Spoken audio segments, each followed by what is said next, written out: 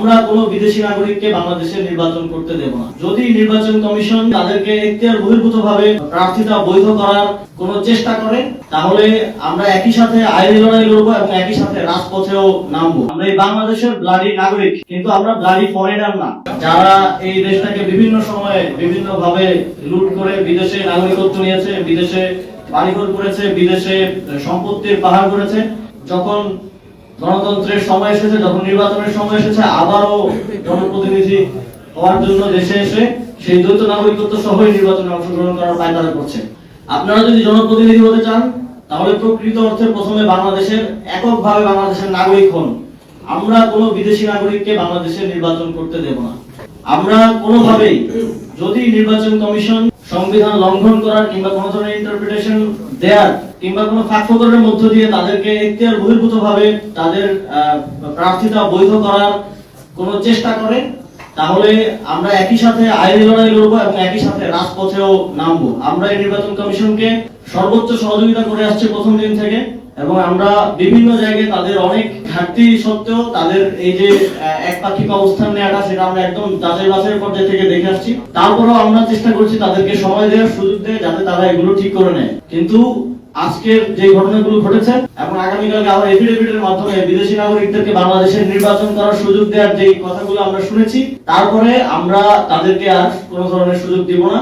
আগামীকাল যদি আমরা দেখি যে কোনো ঋণ খেলাপি, কোনো দ্বৈত নাগরিকত্বধারী কেউ নির্বাচন করার যোগ্যতা পাচ্ছেন, সেটা যে শর্তেই হোক, যে ইন্টারপ্রিটেশনের মধ্য দিয়েই হোক, যে রাজপথে নামবো। আমরা সেটার বিরুদ্ধে আমাদের পরবর্তী আইনি লড়াই চালিয়ে যাব। আমরা কোনোভাবেই এই নির্বাচন কমিশনকে পূর্ববর্তী তিনটি নির্বাচন কমিশনের মতো একটা দায়সারা নির্বাচন এবং একপাক্ষিক নির্বাচন, সেটেল নির্বাচন আয়োজন করার সুযোগ দিব না। জাতীয় নাগরিক পার্টি তাদের জোট শরিকদেরকে নিয়ে এই বিষয়টিকে খুব সিরিয়াসলি ডিল করবে এবং এই বিষয়টিকে এই ধরনের কোনো কিছু ঘটা থেকে রুখে দাঁড়ানোর জন্য কাজ করবে। বিশেষ করে যেই দলগুলো বিগত সময়ে ক্ষমতায় ছিল, তাদের মধ্যে স্পেসিফিকলি এই প্রবলেমগুলো বেশি, যে তাদের প্রার্থীরা ঋণ খেলাপি, একজন তিনটা ব্যাংকের ঋণ খেলাপি, একজন 190 কোটি, 200 কোটি, 500 কোটি টাকা ঋণ খেলাপি, এবং এই টাকাগুলো আমার দেশের জনগণের, এবং এই টাকা ফেরত না দিয়ে তারা বারবার একের পর এক নির্বাচনে অংশগ্রহণ করছেন, সংসদে প্রতিনিধিত্ব করতে চাচ্ছেন, কিংবা প্রতিনিধিত্ব করতে না পারলে বিদেশে গিয়ে আলাদা এসে জীবনযাপন করছেন।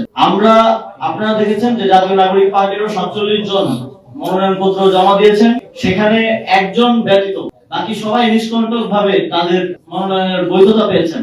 আমরা এই নতুন বন্দোবস্তের কথাই সবসময় বলে এসেছি এবং এই নতুন বন্দোবস্তের পথেই আমরা যেতে চাই।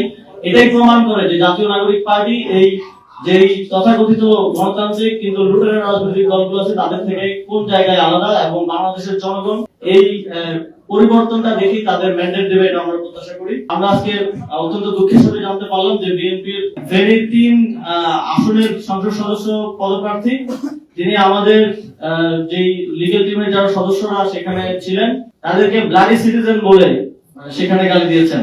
তো আমরা এটাকে গালি হিসেবে নিচ্ছি না, আমরা মনে করি আমরা ব্লাডি সিটিজেন, আমরা এই বাংলাদেশের ব্লাডি নাগরিক, কিন্তু আমরা ব্লাডি ফরেনার না। আপনাদের মতো ব্লাডি ফরেনারদের বাংলাদেশের কোনো অধিকার নেই নির্বাচনে অংশগ্রহণ করার এবং জনপ্রতিনিধিত্ব করার। বাংলাদেশের একটা উদীয়মান রাজনৈতিক দল হিসেবে জুলাই গণঅভ্যুত্থানের আমরা কোনোভাবেই আপনাদেরকে সেই সুযোগ দিব না। যদি কোনোভাবে আপনারা নির্বাচন কমিশনকে ম্যানেজ করে কিংবা পলিটিক্যাল এই ফ্যাসিবাদী সিস্টেম, যেটা আমরা দুঃখজনক ভাবে গত 1.5 বছরেও পুরোপুরি পরিবর্তন করতে পারিনি, সেটার মধ্য দিয়ে আপনারা বৈধতা পেয়ে যান, তাহলে মনে রাখবেন আপনাদেরকে রাজপথে প্রতিরোধ করা হবে, আপনাদেরকে আপনাদের আসনে প্রতিরোধ করা হবে, আপনাদেরকে আমরা আমাদের যে সুপ্রিম কোর্ট আছে সেখানে আমরা আমাদের আইনি লড়াই চালাবো, কিন্তু কোনোভাবেই আপনাদেরকে আমরা শান্তিতে এখানে নির্বাচন করতে, এদেশের জনগণের প্রতিনিধিত্ব করার সুযোগ আমরা দিব না। আমরা জাতীয় নাগরিক পার্টি নির্বাচন পরিচালনা কমিটির পক্ষ থেকে, জাতীয় নাগরিক পার্টি এবং আমাদের জোটের শরিকদের পক্ষ থেকে স্পষ্টভাবে এই বার্তাটা দেশবাসীর কাছে, নির্বাচন কমিশনের কাছে, অন্তর্বর্তীকালীন সরকারের কাছে দিতে চাই। আপনারা কোনোভাবে একটা দায়সারা নির্বাচন করে দিয়ে বা সেটেল নির্বাচন করে দিয়ে পার পেয়ে যাওয়ার কথা ভাববেন না। আপনারা মনে রাখবেন যে আপনাদের ওই চেয়ারগুলোতে যারা পূর্বসূরি যারা বসেছিলেন, যারা এইভাবেই গত 3টি নির্বাচনে মানুষের ভোটাধিকার হরণ করেছিলেন, তাদের পরিণতি কি হয়েছে সেটা আপনারা ভুলে যাবেন না। আপনারা যদি এই ধরনের পরিণতি অদূর ভবিষ্যতে না চান, তাহলে অবশ্যই আপনাদেরকে একটি সুষ্ঠু নির্বাচন আয়োজন করতে হবে। সেটার জন্য সর্বোচ্চ সদিচ্ছা দেখাতে হবে এবং যদি কোথাও আপনারা বাধাগ্রস্ত মনে করেন সেটা আমাদেরকে জানান, আমরা আপনাদেরকে সহযোগিতা করবো, বাংলাদেশের জনগণ আপনাদেরকে সহযোগিতা করবে। এবং আমরা নির্বাচন কমিশন পুনর্গঠনের দাবি জানিয়েছিলাম, এবং আমরা যদি দেখি যে এখন যদি আবার প্রয়োজন হয় আবার আমরা রাজপথে নামবো, এবং আমরা কোনোভাবে একটা যাচ্ছেতাই নির্বাচন আয়োজন করার সুযোগ দিব না। যদি প্রয়োজন হয় এই নির্বাচন কমিশন পুনর্গঠন করে প্রয়োজনে কিছুদিন দেরি করে হলেও একটা সুষ্ঠু নির্বাচন আয়োজন করাই, যেন তারা একটা নির্বাচন তাড়াতাড়ি আয়োজন করার থেকে সময় নিয়ে একটা সুষ্ঠু নির্বাচন আয়োজন করাটাই থাকবে আমাদের মূল প্রায়োরিটি। আপনারা জানেন যে তার স্বাধীনভাবে কাজ করার ইতিহাস আছে। আপনারা দেখেছেন যে নির্বাচন কমিশনের সাথে যে সরকারের, তারা যে সরকারের কথা শুনে কাজ করেছে এরকম কোনো কিছু হয়তো আপনাদের নজরে পড়ার কথা না বিগত প্রায় 1.5 বছরে। আর আমি সরকারে ছিলাম, সরকারের একটা পার্ট ছিলাম আমি, কিন্তু হোল গভর্নমেন্টের সাথে নির্বাচন কমিশনের সেই কোঅর্ডিনেশনটা আমি সরকারে থাকতেও দুঃখজনক ভাবে দেখি নাই। এবং এটাও একটা দুঃখজনক বিষয়, যদি সামনের নির্বাচনে অন্তর্বর্তীকালীন সরকার এবং নির্বাচন কমিশনের মধ্যে একটা না থাকে তাহলে এই নির্বাচনটা কতটুকু সুষ্ঠুভাবে আয়োজন করা সম্ভব সেটা নিয়ে একটা সন্দেহ রয়েছে।